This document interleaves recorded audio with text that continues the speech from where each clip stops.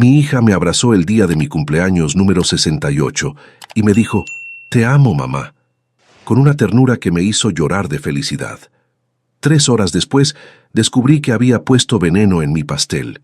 Mi nombre es Gloria, y esta es la historia de cómo la persona que más amé en el mundo intentó asesinarme para quedarse con todo lo que construí en 45 años de trabajo.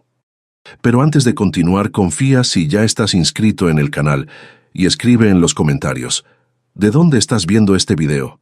Nos encanta saber hasta dónde están llegando nuestras historias. Ahora sí, vamos con todo. Yo siempre fui una mujer de trabajo. Nací en un pueblo pequeño de Oaxaca, hija de una costurera y un campesino que apenas sabía leer. A los 17 años me fui a la Ciudad de México con una maleta de cartón y 200 pesos en el bolsillo. Dormí en el piso de una prima lejana durante meses. Trabajé lavando platos, limpiando oficinas, vendiendo tamales en la calle. A los 20 conocí a Ernesto, un albañil con manos duras pero corazón blando, y nos casamos al año siguiente sin nada más que amor y ganas de salir adelante. Juntos levantamos una pequeña ferretería en la colonia Tacuba. Empezamos vendiendo clavos y alambre en un local de 3 metros cuadrados. Ernesto trabajaba la construcción de día y me ayudaba en la tienda por las noches. Yo atendía desde las 6 de la mañana hasta las 10 de la noche, embarazada de nuestra primera hija, Daniela. Así de duro fue el principio. Daniela nació en 1990, en plena crisis económica. Recuerdo que no teníamos ni para comprar la cuna. Ernesto construyó una con tablas sobrantes de una obra, pero esa niña vino al mundo sonriendo, y desde el primer día sentí que era mi razón de vivir. Era tranquila, dulce, curiosa.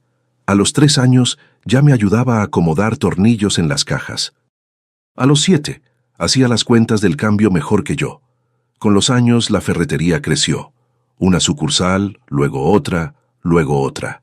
A los 30 años de matrimonio, Ernesto y yo teníamos 6 ferreterías en la zona norte de la ciudad, 15 empleados y un patrimonio de casi 20 millones de pesos entre las propiedades comerciales, una casa grande en Coyoacán y nuestros ahorros. Todo legal, todo limpio, todo sudado peso por peso. Daniela estudió contaduría. Se tituló con honores. Entró a trabajar con nosotros en la administración del negocio. Era brillante con los números, organizada, eficiente. Ernesto y yo estábamos orgullosos. Nuestra hija, la niña que nació en tiempos de crisis, ahora manejaba las finanzas de un negocio millonario. La vida nos había recompensado, o eso creía. Cuando Daniela cumplió 28 años, conoció a Rodrigo, alto, guapo, con una sonrisa que derretía paredes y una lengua más afilada que un cuchillo de carnicero. Decía que era inversionista, que tenía negocios en Monterrey, que viajaba mucho. Desde la primera vez que lo vi, algo me incomodó. No era nada concreto, nada que pudiera señalar con el dedo. Era una sensación en el estómago, ese instinto que las madres tenemos y que a veces ignoramos porque no queremos ser la suegra metiche. Se casaron al año de novios. Les regalamos un departamento en La Condesa, 120 metros cuadrados, valor de 10 millones de pesos. Un regalo generoso, excesivo quizá, pero Ernesto decía que para eso habíamos trabajado tanto, para darle lo mejor a nuestra hija. Yo estuve de acuerdo. En ese momento parecía lo correcto. Lo que no sabíamos era que Rodrigo no tenía ni un peso. Los negocios en Monterrey eran mentira. El único negocio que tenía era haberse casado con nuestra hija, un parásito con traje caro y sonrisa encantadora. Pero eso lo descubriría después, mucho después, demasiado tarde, casi. Ernesto murió hace 4 años, en 2022, un infarto fulminante a los 70 años. Cayó en la cocina de nuestra casa un domingo por la mañana mientras preparaba chilaquiles. Yo estaba en misa. Cuando regresé, lo encontré en el piso, frío, inmóvil, con la sartén todavía en la mano. Los paramédicos dijeron que llevaba al menos 1 hora muerto. El dolor de perder a Ernesto fue el peor que he sentido en mi vida. 45 años juntos. Toda una vida construida ladrillo a ladrillo, y de pronto me quedé sola en una casa que parecía demasiado grande, demasiado silenciosa. Daniela fue mi roca durante esos meses oscuros. Venía todos los días, me acompañaba, me hacía de comer, me abrazaba cuando lloraba. Rodrigo también venía, aunque siempre me pareció que miraba más los cuadros de la pared que mi rostro, como tasando el lugar. Después de la muerte de Ernesto, quedé como dueña absoluta de todo. Las 6 ferreterías, la casa de Coyoacán, las inversiones, los ahorros, alrededor de 20 millones de pesos. Y quedé también como un objetivo. El día de mi cumpleaños 68 empezó hermoso. Daniela organizó una comida en un restaurante bonito de la Roma. Invitó a mis amigas, a unos primos, a vecinas que me quieren. Todo estaba decorado con flores amarillas, mis favoritas. Había un pastel enorme de 3 leches, mi debilidad absoluta, con una velita en forma del número 68. Daniela me abrazó al llegar. Me dijo que me veía guapa, que estaba orgullosa de mí. Rodrigo me besó la mejilla y me regaló una bufanda cara que seguramente pagó con dinero de mi hija, que era dinero de mi negocio, que era dinero mío. Pero no dije nada. Era mi cumpleaños y quería disfrutar. La comida avanzó normal. Risas, recuerdos, brindis. Mis amigas Conchita y Rosalba contaron historias vergonzosas de nuestra juventud. Mis primos recordaron a Ernesto con cariño. Fue bonito, fue casi perfecto. Casi. A las 4 de la tarde recibí un mensaje de texto de un número que no tenía registrado. Solo decía: «Señora Gloria, no coma el pastel. Alguien le puso algo, no es broma. Cuide su vida». Leí el mensaje 3 veces. Mi primer instinto fue pensar que era una broma de mal gusto. Un número equivocado, una locura. Pero algo en mi estómago se retorció. Ese instinto otra vez, esa alarma silenciosa que suena cuando algo está mal, aunque todo parezca bien. Miré a mi alrededor. Daniela cortaba el pastel con una sonrisa amplia. Rodrigo filmaba con su celular. Mis amigas aplaudían, y yo sentía que el mundo se detenía. «Disculpen», dije levantándome. «Necesito ir al baño». Me encerré en el baño del restaurante y marqué el número desconocido con las manos temblando. Contestó una voz de mujer, joven, nerviosa. «¿Señora Gloria?» «Soy Laura. Trabajaba en el laboratorio donde trabaja el hermano de Rodrigo. No puedo hablar mucho, solo le digo que tenga cuidado con lo que come hoy. Hay algo en su pastel que no debería estar ahí. Y no es azúcar». Colgó.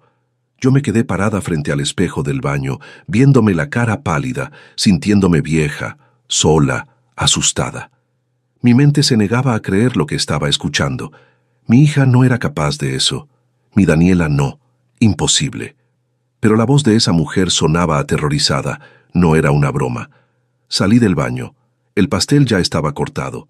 Daniela me había servido la primera rebanada, la más grande, la de la esquina con más betún. La esperaba en mi lugar con una vela encendida. «Mamá, ven a soplar tu vela». Caminé hacia la mesa sintiendo que flotaba, que no era yo, que esto no podía estar pasando. Me senté frente al pastel. Miré la rebanada. Miré a mi hija. Miré a Rodrigo, que seguía filmando. Y en ese momento tomé una decisión que me salvó la vida. Soplé la vela. Todos aplaudieron. Tomé el tenedor, lo acerqué al pastel, y justo antes de meterlo a la boca, fingí un mareo. Me llevé la mano al pecho. Cerré los ojos y me incliné hacia un lado como si fuera a caer de la silla. «Mamá». Daniela corrió hacia mí. Me tomó del brazo.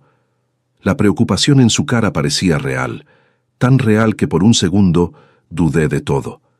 Tal vez la llamada era mentira. Tal vez estaba siendo paranoica. Pero entonces vi algo que me confirmó lo peor. Rodrigo no se movió. Mientras todos se levantaron alarmados, él se quedó sentado mirándome con una calma extraña, casi expectante, como quien espera que algo suceda según lo planeado. Estoy bien, dije abanicándome con la mano. Solo fue un mareo. Creo que me bajó la presión. Mejor me llevo el pastel a la casa y lo como después cuando me sienta mejor». Daniela insistió en que fuéramos al doctor. Le dije que no, que solo necesitaba descansar, que no arruinara la fiesta por una tontería de vieja. Mis amigas me ayudaron a levantarme. Conchita me acompañó al coche. Le pedí que ella manejara porque mis manos no dejaban de temblar. Me llevé la rebanada de pastel envuelta en una servilleta dentro de mi bolsa. Nadie lo notó en el alboroto. En el camino a casa, Conchita me preguntaba si estaba bien, si quería ir a urgencias, si necesitaba algo. Yo solo asentía sin escuchar realmente. Mi mente estaba en otro lugar, procesando, calculando, resistiéndose a creer. Al llegar a casa le dije a Conchita que estaba mejor, que solo necesitaba dormir. La despedí con un abrazo, cerré la puerta y me desplomé en el sillón. Saqué la rebanada de pastel de mi bolsa y la puse sobre la mesa de centro. La miré como si fuera una bomba. 3 leches, mi postre favorito desde que era niña. Ernesto me lo hacía cada cumpleaños durante 45 años, y ahora, posiblemente, mi hija lo había convertido en el instrumento de mi muerte. Llamé a mi sobrino Tomás. Tomás era químico, trabajaba en la UNAM en un laboratorio de investigación. Tenía 35 años, era serio, confiable. Lo quería como al hijo que nunca tuve. Tomás, necesito un favor urgente. Necesito que analices un pedazo de pastel. Sí, de pastel. No me preguntes por qué todavía. Solo hazlo, por favor. Mañana temprano te lo llevo. Esa noche no dormí. Me quedé sentada en la oscuridad de mi sala, en la casa que Ernesto y yo habíamos comprado hacía 25 años, rodeada de fotos de familia, de recuerdos de una vida que de pronto parecía una mentira. En la pared había una foto de Daniela a los 5 años, con sus trenzas y su sonrisa de dientes chuecos, abrazando un oso de peluche que Ernesto le ganó en una feria. Esa niña no podía ser una asesina. Esa niña era mi bebé, mi vida, mi todo. Pero la niña ya no existía. Ahora era una mujer de 36 años, casada, con un hombre sin escrúpulos, y yo tenía un pedazo de pastel en mi mesa que quizá contenía la prueba de que querían matarme. A las 7 de la mañana llevé el pastel al laboratorio de Tomás. No le conté nada, solo que necesitaba saber si había alguna sustancia extraña. Él me miró con preocupación, pero no preguntó. Era así, respetuoso, discreto. Me dijo que tendría resultados en 48 horas. Fueron las 48 horas más largas de mi existencia. Daniela me llamó 3 veces el domingo. Yo contesté con normalidad fingiendo que todo estaba bien, que el mareo había pasado, que el doctor me había dicho que era la presión. Ella sonaba aliviada, cariñosa, preocupada. Parte de mí quería creerle desesperadamente. Quería que todo fuera un malentendido, que Laura, la del laboratorio, estuviera equivocada o loca, que el pastel solo tuviera harina, huevos y leche. El martes a las 11 de la mañana sonó mi teléfono. Era Tomás. Su voz estaba diferente, grave, asustada. «Tía, necesito que vengas al laboratorio. Ahora. Es urgente». Llegué en 20 minutos. Tomás me esperaba en su oficina con la puerta cerrada. Tenía un expediente en la mano y la cara de alguien que acaba de ver algo terrible. «Tía, encontré talio en el pastel». «Talio», repetí sin entender. «Es un metal pesado. Se usaba como veneno para ratas antes de que lo prohibieran. En dosis altas provoca fallo multiorgánico. En dosis moderadas como la que encontré en la muestra, provoca síntomas que imitan un ataque cardíaco, náuseas, dolor en el pecho, arritmia, pérdida de conciencia. En una persona de 68 años con antecedentes, un médico no sospecharía. Diagnosticaría un infarto y punto». El mundo se detuvo. Literalmente sentí que el piso se movía debajo de mis pies. Tomás me sostuvo del brazo y me sentó en una silla. Me puso un vaso de agua en la mano, pero yo no podía beber, no podía tragar, no podía respirar. «Alguien intentó envenenarte, tía. ¿Quién hizo ese pastel?» «Lo encargó Daniela», susurré. «Mi hija». Tomás se quedó en silencio un largo rato. No me dijo que era imposible, no me dijo que debía haber un error. Solo me miró con una tristeza profunda y dijo: «Necesitas ir a la policía». Pero yo no fui a la policía. No todavía, porque antes necesitaba saber la verdad completa. Necesitaba entender el porqué. Necesitaba mirar a mi hija a los ojos y buscar en ellos alguna explicación que no existía. Le pedí a Tomás que guardara la muestra y el análisis como evidencia formal. Él firmó un dictamen de laboratorio con todos los protocolos científicos, documento oficial irrefutable. Luego fui a ver a mi abogado, el licenciado Fernando Ríos, un hombre de 62 años que había llevado todos nuestros asuntos legales, desde que Ernesto y yo abrimos la tercera ferretería. Era honesto, inteligente, y me conocía desde hacía 20 años. Cuando le conté lo del pastel, lo de la llamada de Laura, lo del análisis de Tomás, se quedó callado durante casi un minuto entero. Luego se quitó los lentes, se frotó los ojos y me dijo algo que me partió el alma. Gloria, necesitamos investigar más antes de actuar. Si tu hija y su marido están detrás de esto, no van a parar con un intento fallido. Van a intentar de nuevo, y la próxima vez podríamos no tener tanta suerte. Tenía razón, y eso me aterrorizó más que cualquier otra cosa. Porque significaba que yo estaba viviendo con una sentencia de muerte y que las personas encargadas de ejecutarla eran las mismas que me llamaban mamá y suegrita. Fernando me recomendó a un investigador privado, un exdetective de la policía judicial llamado Raúl Mendoza. Raúl llegó a mi casa esa misma noche.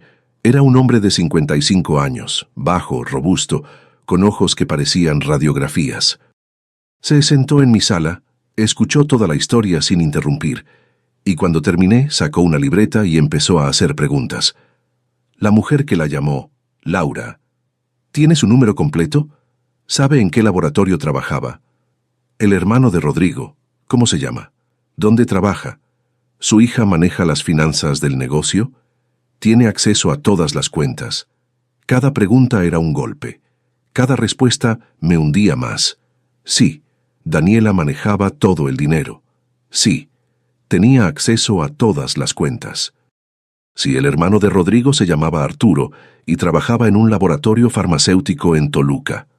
Sí, Laura probablemente era una exempleada de ahí. Raúl me pidió 5 días. 5 días para armar un panorama completo antes de decidir cómo actuar. Mientras tanto, yo debía comportarme con absoluta normalidad. Seguir yendo a las ferreterías, seguir comiendo con Daniela los domingos, seguir siendo la madre vieja y confiada que ellos creían que era. ¿Puede hacerlo?, me preguntó Raúl. ¿Puede mirar a su hija a la cara sabiendo lo que sabe y no delatarse? Pude durante 36 años, respondí. Puedo un poco más. No sé de dónde saqué esa fuerza. Tal vez del mismo lugar de donde la saqué cuando llegué a esta ciudad con 200 pesos y una maleta de cartón. Tal vez de la memoria de Ernesto, que siempre decía que yo era más dura que los clavos que vendíamos. Tal vez simplemente del instinto de supervivencia, que a los 68 años resulta que sigue intacto. Los siguientes 5 días fueron una tortura silenciosa. Cada mañana me levantaba, me bañaba, desayunaba y me iba a la ferretería principal en Tacuba como si nada hubiera pasado. Saludaba a los empleados, revisaba inventarios, atendía a los clientes que me conocían de toda la vida. «Doña Gloria, ¿cómo está? Doña Gloria, qué bueno que se ve bien. Doña Gloria, ¿ya se le pasó el susto del cumpleaños?» Porque Daniela les había contado a todos que me había dado un mareo en la fiesta.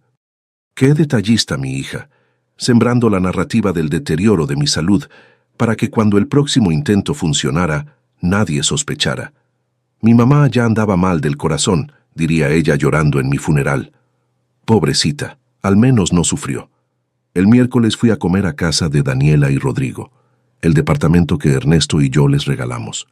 120 metros cuadrados en la Condesa, que ahora estaban decorados con muebles que yo no reconocía. Cuadros abstractos carísimos y una pantalla de televisión que cubría media pared. Todo pagado con el dinero que Daniela sacaba de mi negocio con mi permiso, porque yo confiaba en ella ciegamente. Rodrigo abrió la puerta con esa sonrisa suya que ahora me revolvía el estómago. «Suegrita, pase, qué gusto. Daniela está preparando su sopa de tortilla que tanto le gusta. Mi sopa de tortilla. La receta de mi madre. Daniela la aprendió a los 15 años y desde entonces la hacía igual, con los mismos ingredientes, la misma sazón. Era nuestra conexión, madre e hija unidas por una olla de caldo, y ahora yo me sentaba a esa mesa preguntándome si la sopa también tendría veneno. No comí mucho. Dije que el estómago me andaba mal desde el mareo del cumpleaños. Daniela frunció el ceño con preocupación que parecía genuina. «Mamá, Ya deberías ir al cardiólogo de nuevo. A tu edad cualquier cosa puede ser seria. A tu edad. Esas palabras me sonaron diferentes ahora, no como preocupación de hija, sino como cálculo de asesina. A tu edad, los infartos son comunes. A tu edad, nadie va a sospechar. A tu edad, ya viviste bastante. Rodrigo habló del negocio.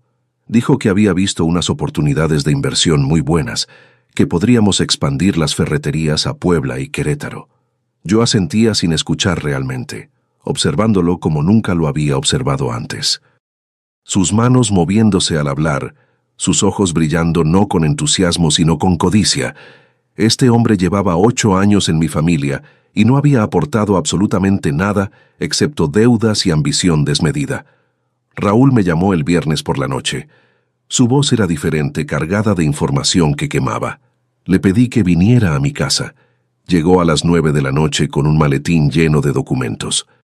Se sentó en mi comedor y empezó a desplegar un mapa de la destrucción que mi hija y su esposo habían construido a mis espaldas. Primero, Rodrigo. Su verdadero nombre era Rodrigo Estrada Solís. No era inversionista, nunca lo fue. Antes de conocer a Daniela, había estado involucrado en 3 relaciones con mujeres mayores que él, todas con dinero. La primera, una viuda de Guadalajara, le prestó 800,000 pesos que nunca devolvió. La segunda, una divorciada de Monterrey, lo demandó por fraude. La tercera, una empresaria de León, casi se casa con él antes de descubrir que le estaba robando de sus cuentas. Era un cazafortunas profesional, y Daniela fue su mejor golpe. Pero lo que Raúl me contó después fue lo que verdaderamente me destrozó. Daniela no era una víctima inocente manipulada por su marido, era cómplice activa. Raúl había logrado rastrear a Laura, la mujer que me llamó. Laura Betancourt, 28 años, ex técnica de laboratorio. Había trabajado con Arturo, el hermano de Rodrigo, en un laboratorio farmacéutico en Toluca. Fue Arturo quien consiguió el talio, y fue Daniela quien se lo pidió. No Rodrigo, Daniela. Raúl me mostró capturas de pantalla de conversaciones que Laura le proporcionó. Mensajes entre Daniela y Arturo en una aplicación encriptada que Laura había logrado fotografiar antes de que la despidieran del laboratorio, precisamente por hacer preguntas incómodas sobre sustancias que desaparecían del inventario. «Necesito algo que parezca natural», había escrito mi hija. «Mi mamá tiene 68 años y antecedentes cardíacos. Tiene que parecer un infarto, sin rastro». Leí esas palabras 5 veces. Cada vez dolían más. No era la letra de Rodrigo, no era su estilo. Era Daniela, mi Daniela, la niña que nació en tiempos de crisis, la que me ayudaba con los tornillos a los 3 años, la que se graduó con honores. Mi hija estaba pidiendo veneno para matarme con la misma tranquilidad con la que pedía material de oficina. Raúl continuó. Había investigado las finanzas. Daniela llevaba 3 años desviando dinero de las ferreterías. Cantidades pequeñas al principio, 20,000 aquí, 30,000 allá. Pero en el último año se habían disparado. En total, calculaba que habían sacado más de 2 millones de pesos. El dinero iba a una cuenta a nombre de Rodrigo en un banco diferente al nuestro. Además, Daniela había contratado un seguro de vida a mi nombre sin que yo lo supiera. Un seguro por 5 millones de pesos que la nombraba a ella como beneficiaria única. Falso, porque yo nunca firmé nada. Pero de alguna manera mi firma estaba ahí, falsificada con una precisión que demostraba práctica. Me robaron, me falsificaron documentos y me quisieron matar, murmuré, procesando cada pieza del rompecabezas. Mi propia hija, la persona en quien más confiaba en el mundo. Hay más, dijo Raúl con la cautela de alguien que sabe que cada palabra es una cuchillada. Rodrigo tiene deudas de juego, apuestas deportivas en línea. Debe casi 3 millones de pesos a gente peligrosa. Prestamistas que no perdonan. Lo están presionando fuerte. Eso explica la urgencia del plan. La urgencia de matarme. La urgencia de cobrar mi seguro falso. De heredar mis ferreterías. De quedarse con mi casa, con mis ahorros. Con todo lo que Ernesto y yo construimos en 45 años de sacrificio. Raúl me miró fijamente y me hizo la pregunta más difícil de mi vida. ¿Qué quiere hacer, doña Gloria? Tardé un momento en responder. No porque no supiera, sino porque necesitaba sentir la respuesta en todo el cuerpo antes de pronunciarla. Quiero justicia, dije. Quiero que paguen. Y quiero que el mundo sepa lo que me hicieron. Entonces, armemos un caso que no tenga escapatoria, respondió Raúl. Y eso hicimos. El plan tenía 3 fases. La primera era reunir pruebas legales e irrefutables. La segunda era tenderles una trampa para atraparlos en flagrancia. La tercera era llevarlos a juicio y que un juez les cayera con todo el peso de la ley. Para la primera fase, Raúl contactó a Laura Bettencourt. La convenció de declarar formalmente ante un notario público todo lo que sabía. Cómo Arturo le pidió que sacara talio del laboratorio, cómo ella se negó, cómo la despidieron por preguntar demasiado, cómo después descubrió que Arturo lo había conseguido por su cuenta falsificando registros de inventario. Laura estaba asustada, pero también furiosa. Había desarrollado una conciencia que los demás involucrados no tenían. Fernando, mi abogado, preparó todo el marco legal. Instalamos cámaras de seguridad en mi casa, totalmente permitido porque era mi propiedad. 8 cámaras diminutas en todos los espacios comunes. Cocina, sala, comedor, pasillos, micrófonos de alta sensibilidad. Todo conectado a un servidor remoto con acceso en tiempo real para Raúl y Fernando. Tomás mantuvo bajo custodia la muestra del pastel envenenado con una cadena de custodia impecable. Cada paso documentado para que ningún abogado pudiera objetar la validez de la evidencia. La segunda fase era la más peligrosa, provocar un segundo intento. Raúl diseñó la estrategia.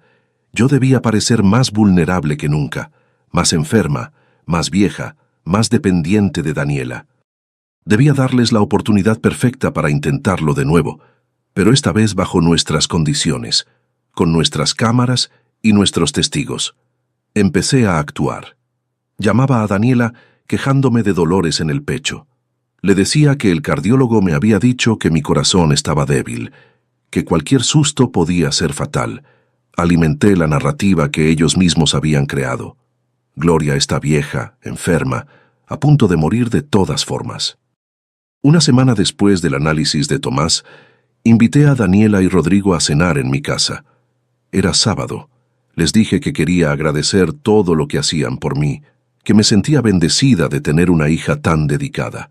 Cada palabra de agradecimiento era ácido en mi garganta, pero la pronuncié con la sonrisa más dulce que pude fabricar. Aceptaron de inmediato. Daniela dijo que llevaría postre. Por supuesto que lo haría.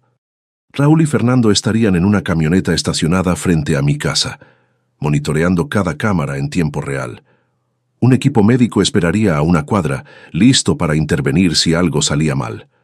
Un agente del Ministerio Público estaría en la camioneta con ellos, testigo presencial de todo lo que las cámaras capturaran. Antes de continuar, cuéntame en los comentarios qué harías tú en mi lugar. ¿Habrías tenido el valor de sentarte a cenar con tu propia hija sabiendo que quiere matarte? Dime tu opinión, que lo que sigue te va a poner la piel de gallina. El sábado llegó con un cielo gris que parecía acorde con mi estado de ánimo.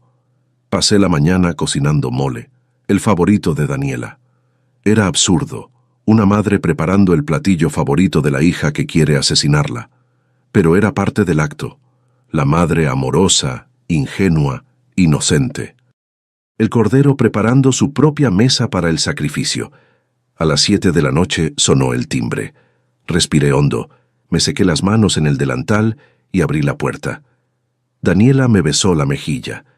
Olía al perfume que Ernesto le regaló en su último cumpleaños juntos. El mismo perfume. Me dio un nudo en la garganta. Rodrigo entró detrás de ella cargando una charola cubierta con papel aluminio. Suegrita, Daniela hizo flan napolitano. De ese que a usted le gusta. Flan. No pastel esta vez. Algo diferente, más fácil de preparar, más fácil de contaminar. Perfecto, dije con una sonrisa. Pásenle, todo está listo. La cena transcurrió con una normalidad enfermiza. Comimos mole, arroz, tortillas hechas a mano. Conversamos sobre las ferreterías, sobre el clima, sobre una telenovela que yo fingía ver. Rodrigo contó un chiste que no tenía gracia, y todos reímos porque eso es lo que hacen las familias normales, reír en la cena aunque el chiste sea malo. Cuando terminamos de cenar, Daniela se levantó a servir el flan. Insistió en hacerlo ella sola en la cocina. Yo la dejé, claro, porque yo era la madre confiada que no sospechaba nada. Desde la sala, a través de la puerta entreabierta de la cocina, no podía ver lo que hacía. Pero las cámaras sí podían. 3 cámaras con ángulos diferentes capturaron el momento exacto en que mi hija sacó un frasco pequeño de su bolsa, vertió un polvo blanco sobre una de las porciones de flan, lo mezcló con el dedo y luego se limpió el dedo con una servilleta que guardó de vuelta en su bolsa. Todo grabado, cada segundo, cada movimiento, en alta definición. Daniela salió de la cocina con 2 platos. «Mamá, tu flan». Puso el plato frente a mí. El plato envenenado, marcado por la cuchara de servir que ella misma había elegido, diferente a las demás. El otro plato lo puso en su lugar. Rodrigo tenía el suyo ya servido de antes, y ella también se sirvió. Solo mi plato era especial. Solo mi plato tenía la muerte escondida entre el caramelo y la vainilla. Tomé la cuchara, la acerqué al flan. Sentí el peso de ese instante, como si el universo entero se concentrara en ese pedazo de postre. Entonces hice lo que habíamos ensayado. Dejé caer la cuchara al piso con un gesto torpe. «Ay, qué manos tan tontas tengo», dije agachándome. Y mientras me agachaba, Roberto, no, Raúl, no. Mi mente estaba confundida. Mientras me agachaba, con un movimiento rápido que habíamos practicado 10 veces, cambié mi plato por uno idéntico que estaba debajo de la mesa en una repisa oculta. El plato envenenado quedó guardado. El plato limpio quedó frente a mí. Comí el flan. Limpio, seguro, delicioso. El flan de mi hija siempre fue bueno. Al menos eso no era mentira. Los minutos pasaron. 10, 15, 20. Daniela me observaba con una atención que antes habría interpretado como amor filial. Ahora sabía que estaba esperando los síntomas, esperando que su madre empezara a sudar, a quejarse del pecho, a perder el equilibrio, esperando mi muerte. Pero la muerte no llegó. Y vi cómo la frustración empezaba a comerle la cara detrás de su sonrisa forzada. Rodrigo miraba el reloj. Daniela se mordía el labio. Algo había salido mal para ellos otra vez. A las 10 de la noche se fueron. Me abracé con Daniela en la puerta y sentí su cuerpo tenso, rígido, contrario a todos los abrazos que recordaba de mi hija. O quizá todos esos abrazos anteriores también habían sido falsos, y yo simplemente nunca lo noté. Cuando se fueron, me desplomé en el sillón temblando. Raúl llamó a los 30 segundos. «Lo tenemos todo, doña Gloria, cada segundo grabado». 3 ángulos de ella poniendo la sustancia. El plato envenenado está asegurado como evidencia. El agente del Ministerio Público presenció todo en tiempo real. Mañana a primera hora ejecutamos las órdenes de aprehensión.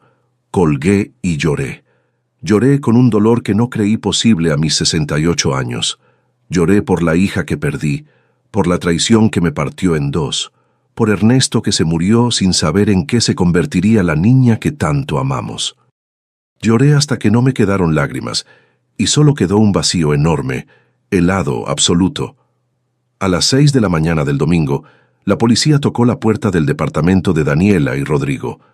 Orden de arresto por intento de homicidio calificado, adulteración de alimentos con sustancia tóxica, fraude y falsificación de documentos. Yo no estuve ahí para verlo. No quise. Raúl me llamó para contarme que Rodrigo intentó huir por la puerta trasera del edificio, pero lo atraparon 2 agentes que esperaban en el estacionamiento. Daniela, en cambio, no corrió. Cuando le leyeron sus derechos, simplemente se sentó en el sofá de su sala, miró el techo y dijo: «Quiero hablar con mi mamá». No hablé con ella ese día ni el siguiente. No podía. Cada vez que pensaba en hacerlo, veía la imagen de sus dedos mezclando el polvo en mi flan y se me cerraba la garganta. Arturo, el hermano de Rodrigo, fue arrestado esa misma mañana en Toluca. Encontraron registros falsificados del laboratorio donde trabajaba, inventarios manipulados y en su casa un frasco con restos de talio. el mismo compuesto que Tomás encontró en mi pastel de cumpleaños. Laura Bettencourt declaró formalmente. Su testimonio fue clave. Ella había escuchado a Arturo hablar por teléfono con Daniela, no con Rodrigo, sobre las dosis y los efectos. Daniela era quien coordinaba todo. Daniela era la mente detrás del plan. Eso fue lo que más me costó aceptar. No que Rodrigo fuera un criminal, eso ya lo sabía en el fondo, sino que mi hija no era una víctima manipulada. Era la arquitecta de mi asesinato. El lunes fui a la fiscalía a rendir mi declaración formal. Fernando me acompañó. El Ministerio Público asignado al caso, una mujer joven de 38 años, llamada licenciada Gabriela Soto, me recibió con una seriedad profesional que agradecí. No quería compasión, quería eficiencia. Le conté todo desde el principio. La llamada de Laura, el pastel analizado, la investigación de Raúl, las cámaras, la cena trampa, cada detalle documentado, cada prueba en su carpeta correspondiente. La licenciada Soto me escuchó sin interrumpir, tomando notas meticulosas. Es uno de los casos más sólidos que he visto, dijo al terminar.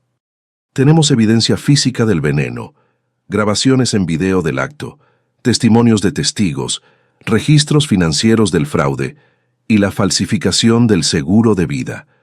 No hay defensa posible que resista todo esto junto. Fernando añadió que también estábamos presentando cargos por el desvío de fondos de las ferreterías y por la falsificación de mi firma en el seguro de vida. Cada delito sumaba años a la condena potencial. Mientras yo declaraba, Daniela y Rodrigo eran interrogados por separado en otra parte de la fiscalía. Raúl me contó después lo que sucedió en esos interrogatorios, porque Fernando consiguió acceso a las transcripciones. Rodrigo habló primero. Hizo exactamente lo que esperábamos. Culpó a Daniela de todo. Ella fue la que tuvo la idea, dijo. Yo solo la seguí porque me amenazó con dejarme y con destruir mi reputación. Estaba desesperado por las deudas. Ella me dijo que era la única solución, que su mamá ya estaba vieja y enferma, que sería un acto de misericordia. Misericordia. Esa palabra me dio náuseas cuando la leí. El mismo argumento del asesino compasivo, el que mata por lástima, por piedad. Mentira. Mataban por dinero, por 20 millones de pesos, por un seguro de 5 millones, por deudas de juego y por una ambición que no tenía fondo. Daniela tardó más en hablar. Según la transcripción, permaneció en silencio durante 2 horas. Su abogado de oficio intentaba convencerla de colaborar. Finalmente dijo algo que me congeló el corazón cuando lo leí. Mi mamá siempre tuvo todo, y yo nunca tuve nada. Ella tuvo a mi papá, tuvo el negocio, tuvo el dinero, tuvo el respeto de todos. Yo solo fui la hija de Doña Gloria. Nunca fui Daniela.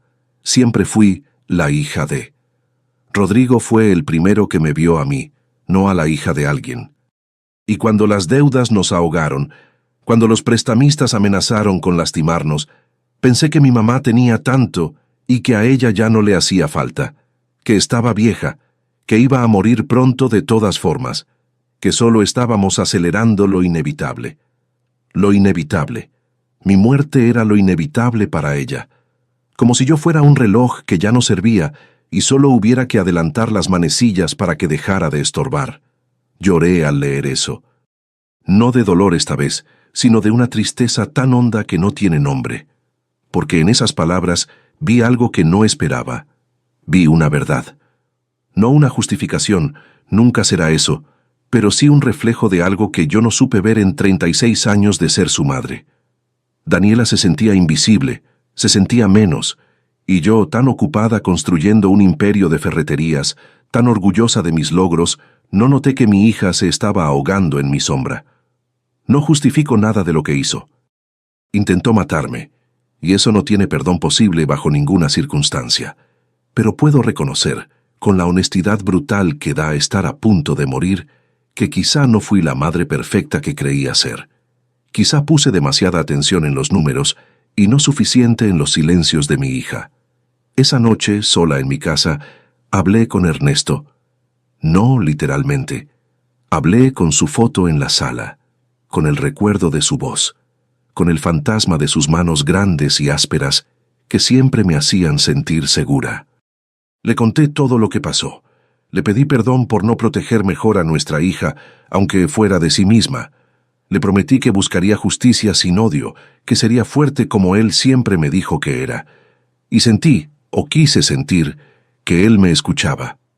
El juicio comenzó 4 meses después.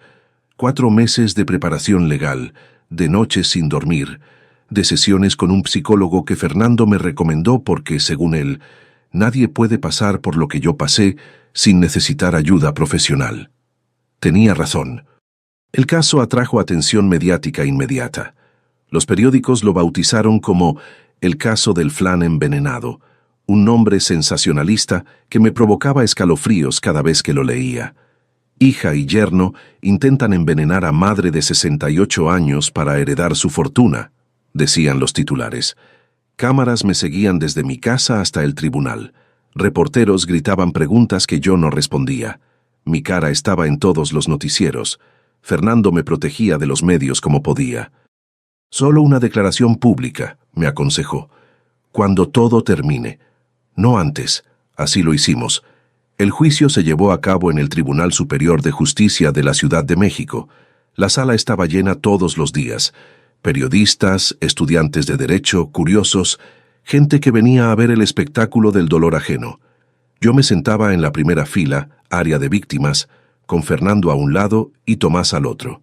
Mi sobrino no me soltó la mano ni un solo día de las 3 semanas que duró el proceso.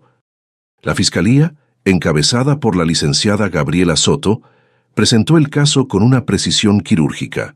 Primero, el análisis toxicológico del pastel de cumpleaños. Tomás subió al estrado y explicó con detalle científico la presencia de talio, la concentración, los efectos que habría tenido en mi organismo. En una mujer de 68 años con antecedentes cardíacos, declaró mi sobrino con voz firme pero rota, esta dosis habría provocado un paro cardíaco en 30 a 45 minutos. Un médico habría diagnosticado infarto y nadie habría ordenado un análisis toxicológico. Luego vinieron los videos. La sala entera contuvo el aliento mientras la pantalla mostraba a Daniela en mi cocina, sacando el frasco, vertiendo el polvo, mezclando con el dedo. 3 ángulos, cada uno más devastador que el anterior. Mi hija, mi sangre, envenenando mi postre con la tranquilidad de quien echa azúcar al café. La licenciada Soto también presentó el caso del fraude financiero. Un auditor forense demostró que Daniela había desviado 2.3 millones de pesos de las ferreterías en 3 años, transferencias a una cuenta de Rodrigo en otro banco, gastos personales disfrazados de gastos operativos, facturas falsas de proveedores fantasma. Mi hija, la que se graduó con honores en contaduría, había usado sus conocimientos para robarme con la misma eficiencia con la que antes administraba mi negocio. El seguro de vida falsificado fue otra pieza clave. Un perito grafólogo demostró que mi firma en la póliza era una falsificación experta. Daniela la había practicado durante meses, según los borradores encontrados en su departamento durante el cateo. Laura Betancourt subió al estrado y contó su historia.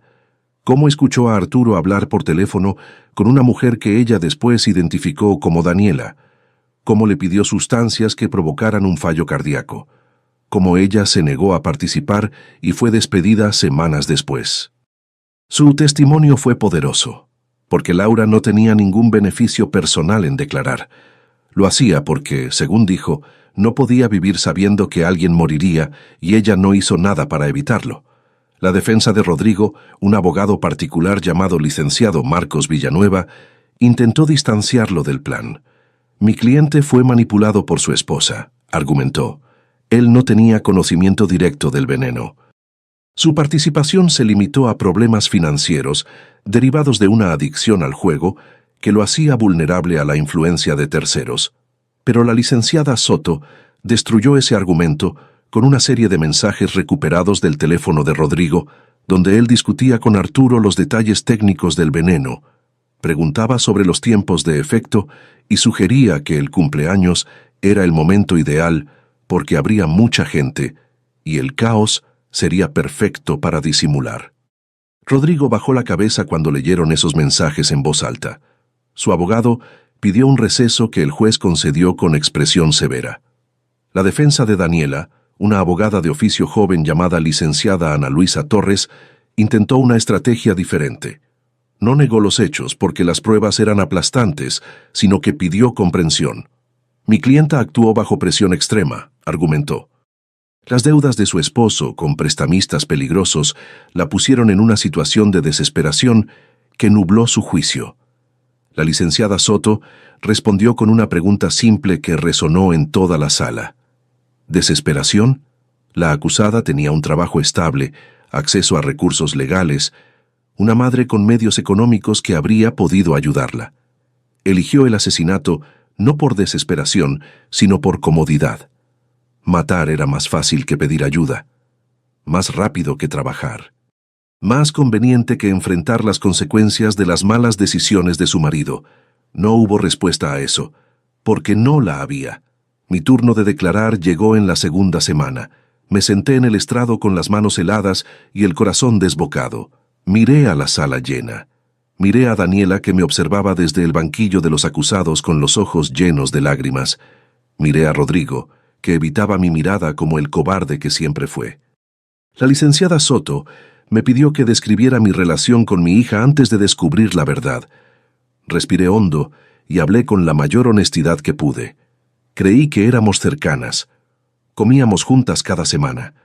Hablábamos por teléfono todos los días. Ella manejaba mi negocio, mi dinero, mi vida entera. Confiaba en ella más que en nadie en el mundo. Cuando Ernesto murió, ella fue mi pilar. O eso creí. Ahora no sé qué era real y qué era actuación. Y esa duda es casi peor que el veneno, porque el veneno me habría matado el cuerpo, pero la duda me está matando el alma. La licenciada Torres me contrainterrogó con suavidad. Reconoce que su hija se sentía a su sombra, que quizás sus logros la opacaban. Respondí con la honestidad que la situación exigía. Quizás sí, quizá fui tan intensa construyendo mi vida que no noté que mi hija se sentía invisible. Pero eso no justifica un intento de asesinato. Millones de personas se sienten opacadas por sus padres y no los envenenan. Millones de personas tienen deudas y no matan por dinero. Mi hija tomó una decisión y ahora debe enfrentar las consecuencias. La sala quedó en silencio. Hasta los reporteros dejaron de escribir por un momento. El juicio duró 3 semanas. Cada día era una montaña que escalar. Cada testimonio un golpe nuevo en una herida que no cerraba. Pero lo escalé y los aguanté todos.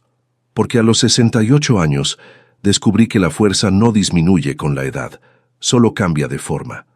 Los alegatos finales fueron contundentes. La licenciada Soto hizo un resumen de todas las pruebas con la claridad de alguien que sabe que la verdad está de su lado. Señor juez, no estamos ante un caso de duda, estamos ante un caso de certeza absoluta. Tenemos el veneno, tenemos las grabaciones, tenemos los mensajes, tenemos los testimonios, tenemos el fraude, tenemos la falsificación.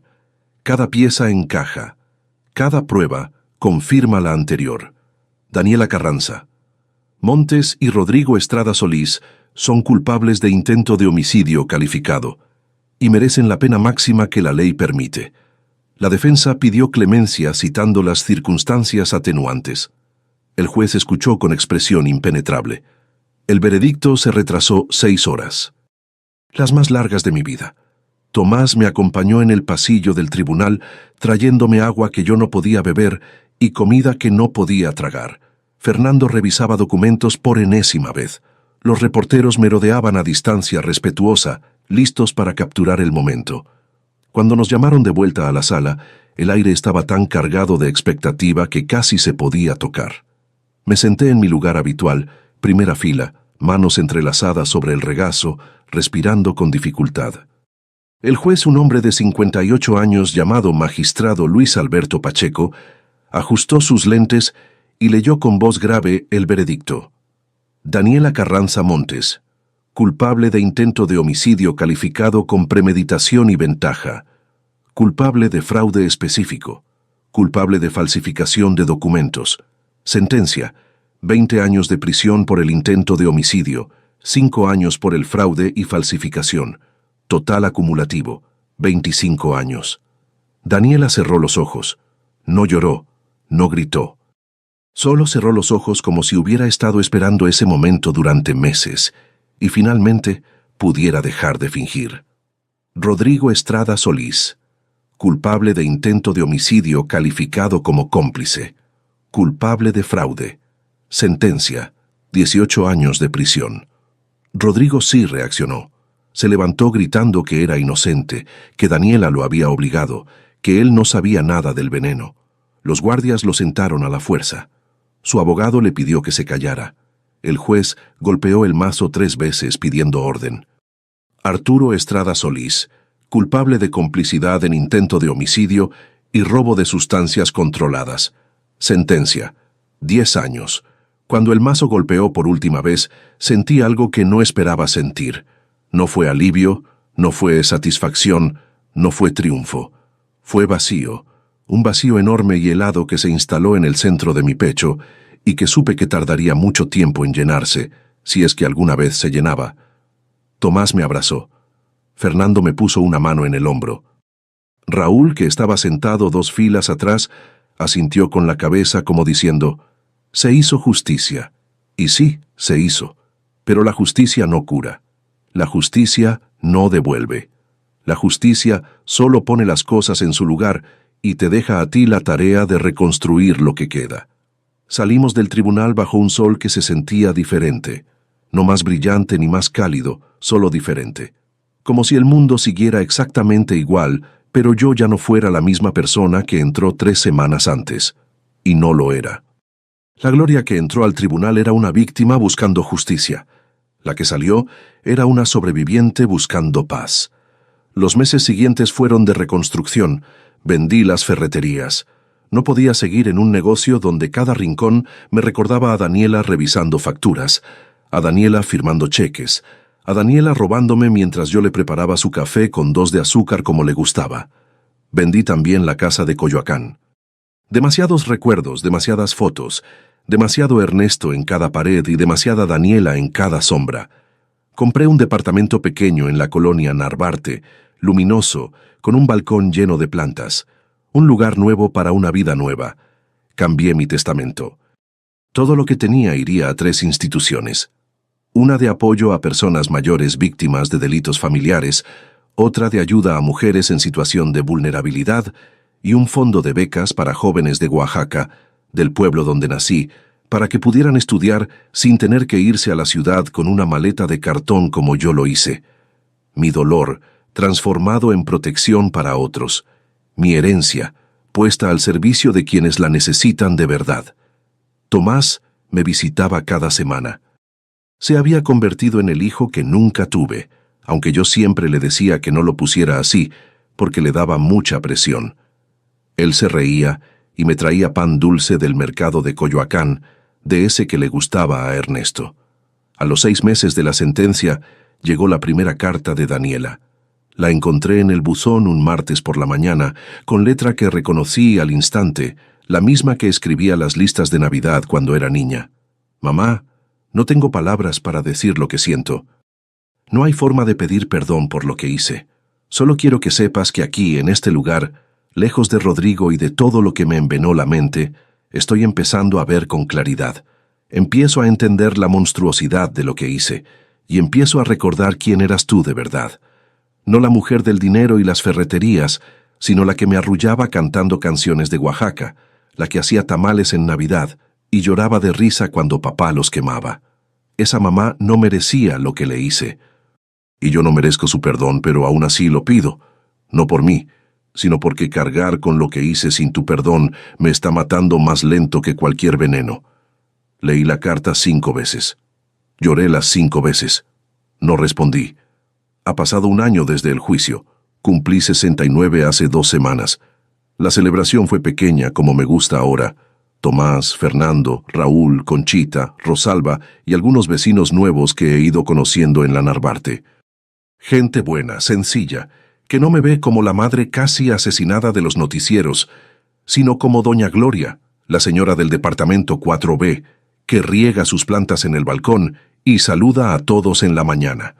Roberto, no, perdón, Ernesto no estuvo ahí en persona, pero estuvo en todo lo demás, en la foto que puse en la mesa con una vela, en la canción que puse de fondo porque era nuestra canción, en el brindis que hice en silencio mirando al cielo antes de que llegaran los invitados. Tomás me preguntó si había tenido noticias de Daniela. Sí, han llegado 8 cartas en un año. Las leo todas. No respondo ninguna. Las primeras eran puro arrepentimiento desesperado, súplicas de perdón, promesas de cambio. Las últimas son diferentes, más calmadas, más reflexivas. Daniela escribe sobre la terapia que está haciendo en prisión, sobre cómo está entendiendo las raíces de su resentimiento, sobre los errores que la llevaron hasta ahí. A veces escribe sobre su papá, sobre recuerdos de infancia que yo también tengo, y en esos momentos la pluma parece mojada de lágrimas reales, no de manipulación. ¿Le creo? No lo sé. Tal vez nunca lo sepa. El daño que hizo rompió algo entre nosotras que quizá no tiene reparación. No es como una taza que se quiebra y se pega con pegamento. Es como un espejo.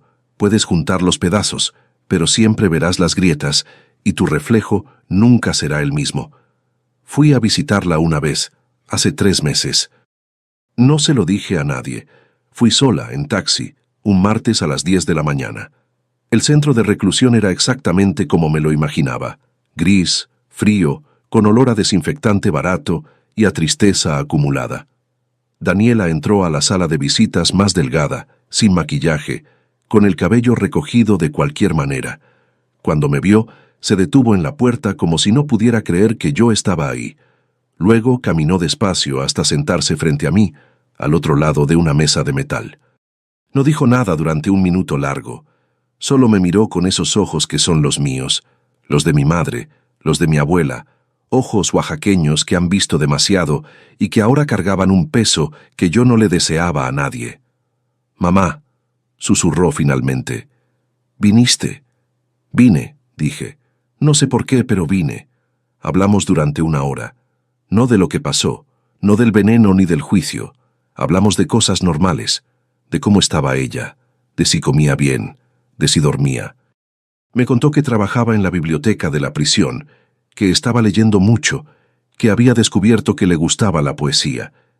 Me recitó un verso de Benedetti que me hizo sonreír a pesar de todo.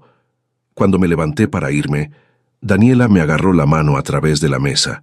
«¿Vas a volver?», preguntó con la voz de una niña de 5 años, no de una mujer de 37. «No lo sé», respondí. Y era la verdad. Salí de ahí llorando. Lloré en el taxi, lloré en la banqueta, lloré en el elevador de mi edificio. Pero no era el llanto destructivo de hace 1 año. Era un llanto limpio, liberador, como una lluvia que lava la tierra después de una sequía. Porque entendí algo en esa visita. El perdón no es un interruptor que se enciende y se apaga. Es un camino largo, empinado, lleno de piedras. A veces avanzo 1 paso y retrocedo 3. A veces puedo pensar en Daniela con compasión y otras veces la rabia me inunda tan fuerte que tengo que sentarme y respirar hasta que pase.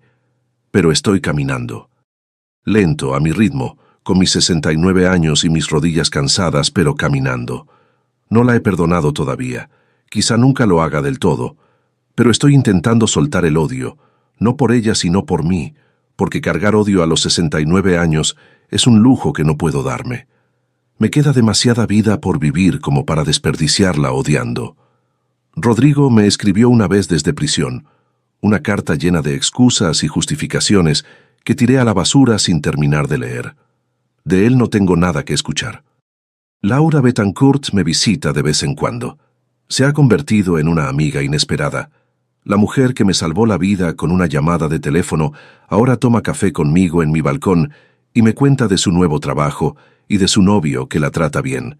A veces la miro y pienso que el universo tiene formas extrañas de poner ángeles en tu camino. ¿Qué aprendí de todo esto? Aprendí que la familia no siempre es sinónimo de seguridad, que la sangre no garantiza lealtad, que la confianza ciega es peligrosa, no importa hacia quién. Aprendí que a los 68, 69 o 90 años, una mujer sigue teniendo el derecho y la fuerza de defenderse, de luchar, de reconstruir su vida desde cero si hace falta. Aprendí que el dolor no te mata si no lo dejas, que la traición duele más que cualquier enfermedad, pero que también se puede sobrevivir, que la justicia no cura pero ordena, y que el orden es el primer paso para la paz. Y aprendí, sobre todo, que nunca es tarde. Nunca es tarde para empezar de nuevo. Nunca es tarde para elegirte a ti misma. Nunca es tarde para plantar flores nuevas en un jardín que alguien intentó incendiar. Mi nombre es Gloria.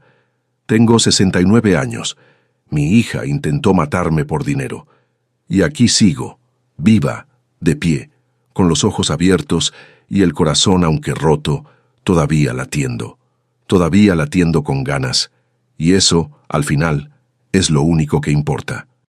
Ahora, si te gustó esta historia, haz clic en suscribirse y dime en los comentarios, ¿qué parte te dejó con la boca abierta? ¿Qué habrías hecho tú en el lugar de Gloria? Y no te olvides de hacerte miembro del canal para tener acceso a videos exclusivos que no publicamos aquí. Te espero.